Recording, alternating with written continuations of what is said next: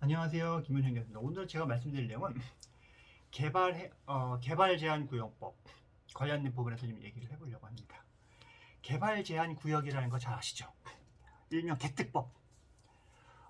우리나라 대부분 어떤 지역들이 개발 제한 구역으로 묶여서 재산상 뭐 이제 여러 가지 행사를 잘 못해서 이런 분들이 많은데, 이 개발 제한 구역에서 어떤 일정한 행위를 해서 해당 지자체로부터 개발제한구역법 위반을 했다고 해서 행정적인 제재를 받는 부분도 있고 형사 처벌을 받는 부분들이 있습니다. 근데 간혹가다 행정기관에서 절차적으로 행정 절차법상 시정명령 사전 통지하고 시정명령 나오고 시정명령 이행 여부에 따라서 이행강제금 사전 통지를 하고 이행강제금 부과를 하고, 이것도 안 하게 되면은 그 다음에 고발 조치를 하고, 이런 절차를 흘러가야 되는데 그렇지 않고 사건이 정말로 과도한 행위라든가 공익성 큰 행위가 아님에도 불구하고 무조건 즉시 고발하는 경우가 있죠.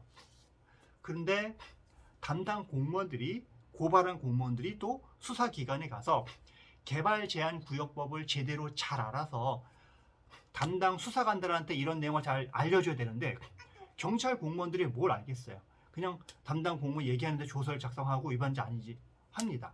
정말로 조사를 잘 하시는 분들은 이분이 고발한 행정기관에서 얘기한 부분이 정말 맞는지 팩트 체크를 해서 법률을 검토해서 긴지 아닌지 확인하시면 정말 좋겠지만, 대부분 수사기관에서 수사 담당자분들은 그렇게 안 합니다.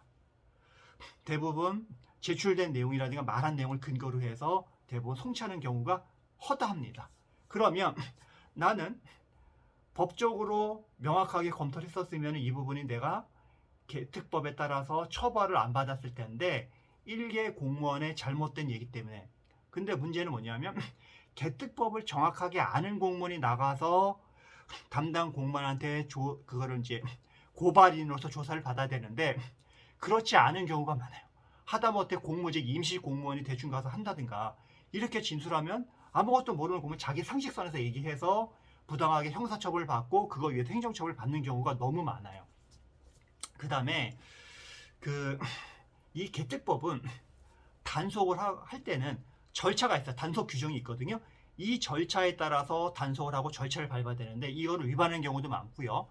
고발을 할 때도 일정한 절차를 거친 다음에 고발하도록 강행 규정화되어 있는데, 이거를 모르고 행정기관에서 그냥 즉시 고발하는 경우도 있습니다.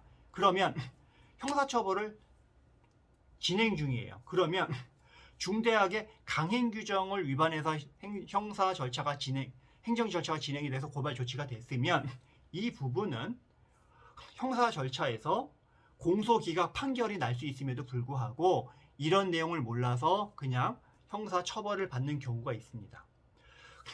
판사님께서 그런 부분들이 고발 조치가 나온 부분이 행정기관에서 정말로 고발 조치를 법에 규정해서 했는지 아닌지 잘 따져주시면 모르겠지만, 그렇지 않고 피고인과 여러 가지 검찰 측에서 내용만 갖고 그냥 재판하다 보면 그냥 흘러가서 하게 되게 되면 나는 부당한 처분을 받을 수밖에 없는 겁니다.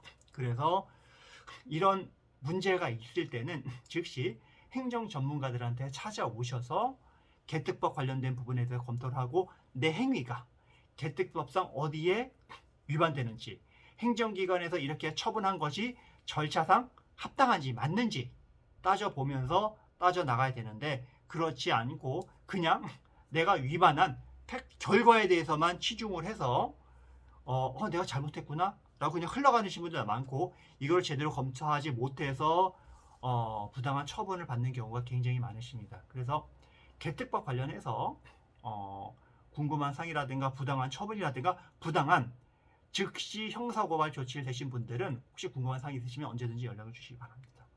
예, 감사합니다. 여기까지 하겠습니다.